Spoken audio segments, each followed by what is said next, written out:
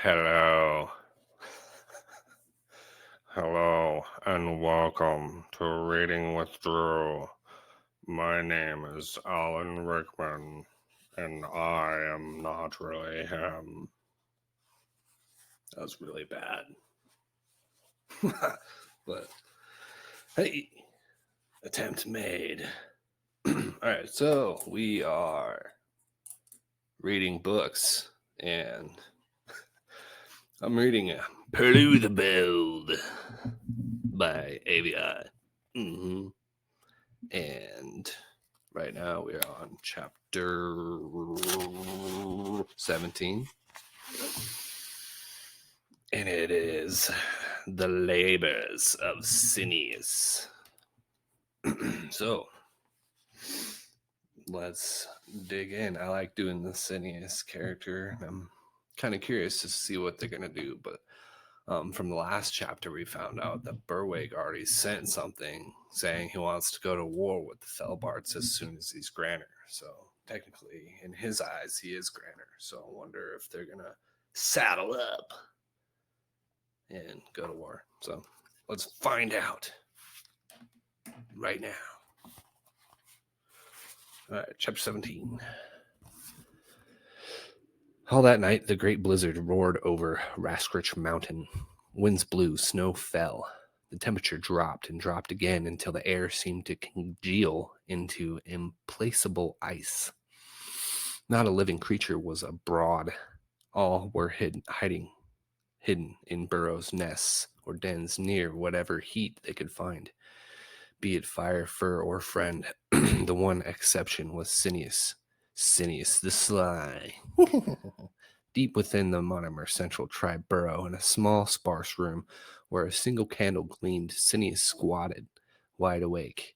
Half of Jelane's proclamation lay before him, nose quivering, ears trembling.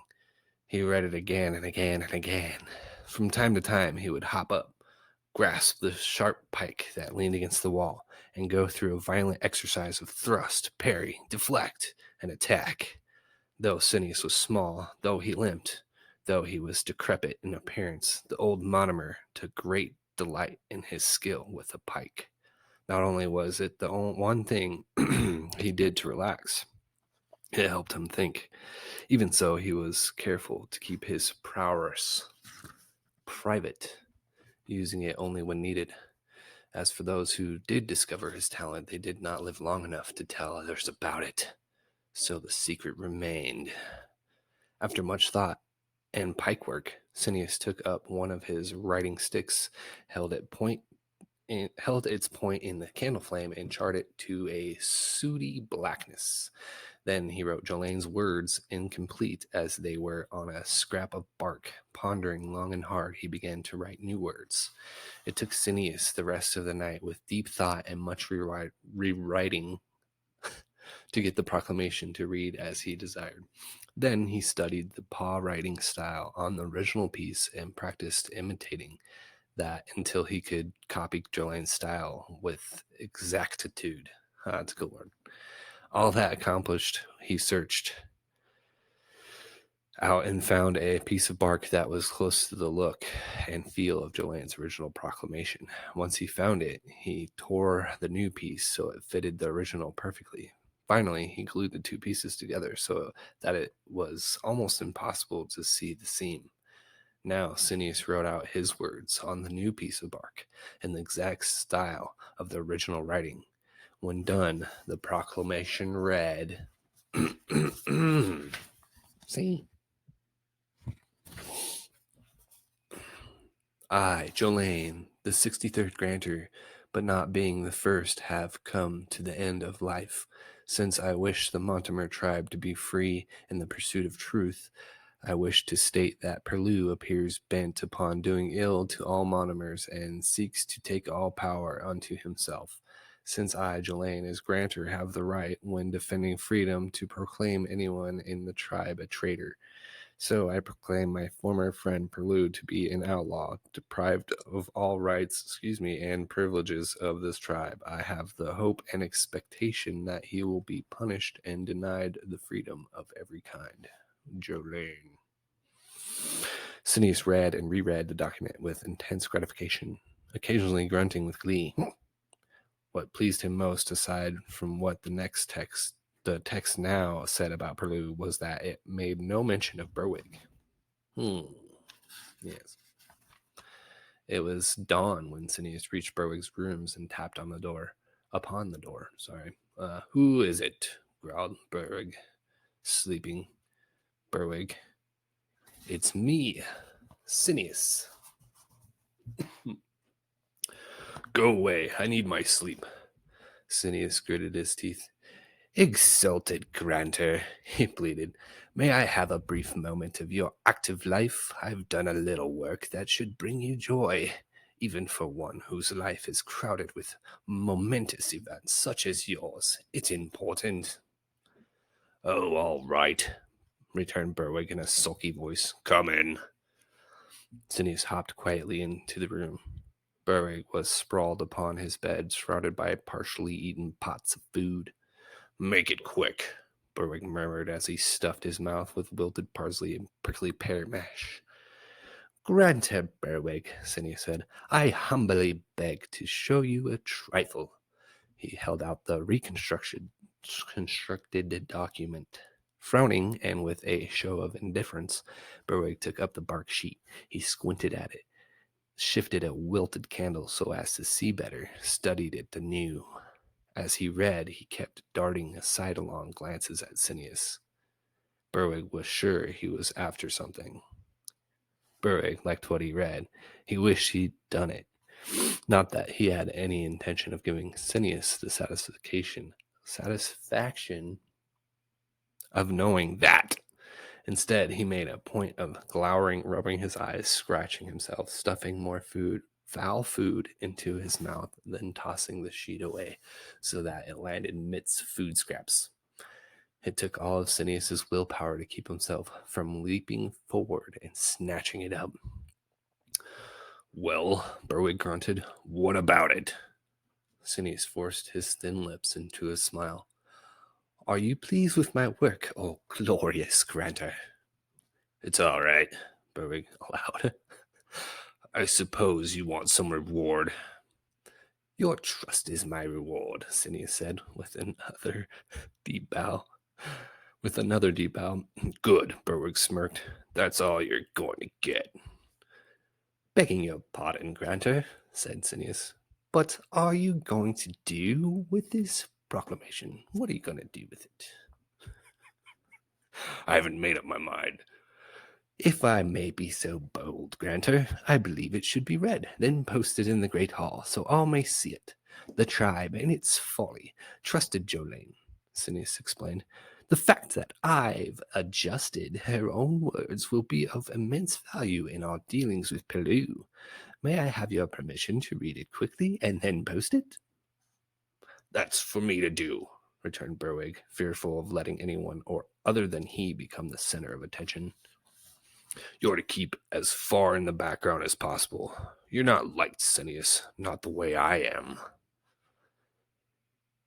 It is my honor to agree, Senyous said with a pull at his left ear. But today, right after early feed, you should read it. Fine.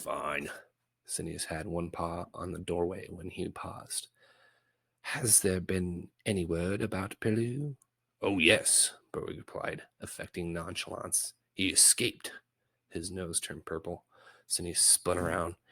Escaped? How? It was the kitchen chef, Fergink. He let them get out. Don't worry, I threw him in jail. But, Senyous stammered.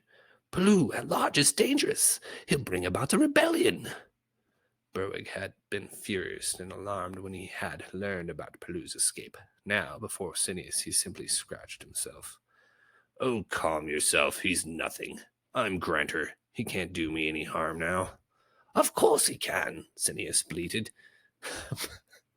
You know perfectly well Jolene intended him to be Grantor. Don't be a fool, Berwick. Don't call me a fool, Berwick bellowed, spewing and spraying crumbs as he yelled. I'm Grantor. Anyway, he went into the blizzard, probably froze to death. Have you checked his burrow? Senyous asked. Berwick, who had done absolutely nothing about Perloo, said, "If you're so nervous about him, you do something. Was Lucabara with him?" "Yes."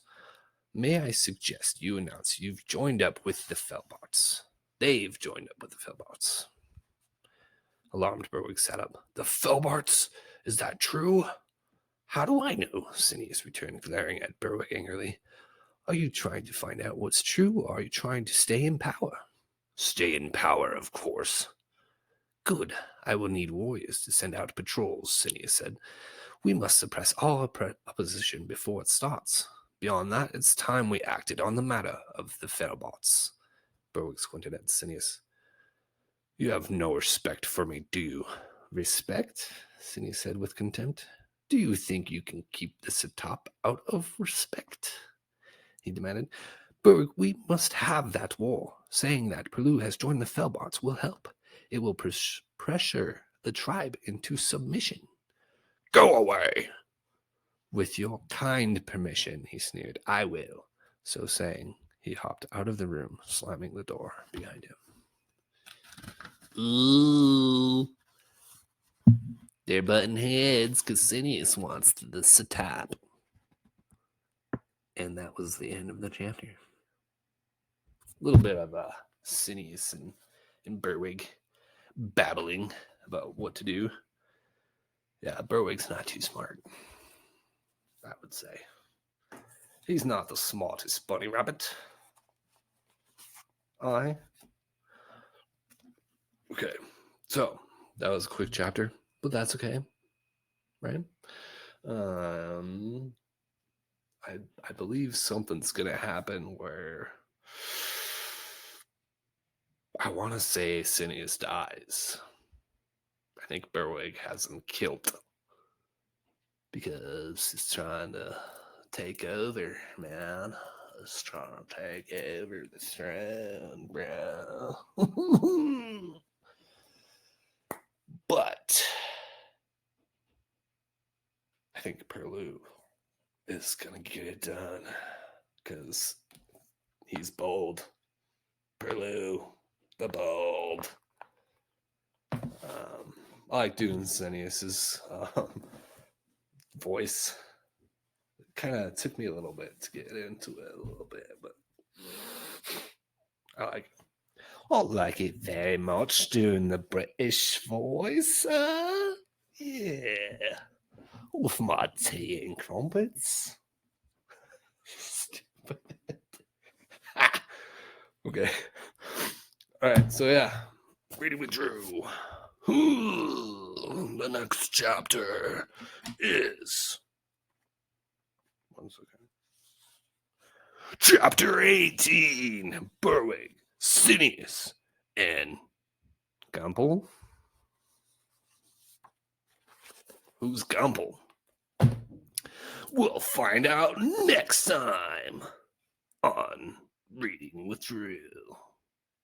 He's reading books. He's reading books. Reading with Drew.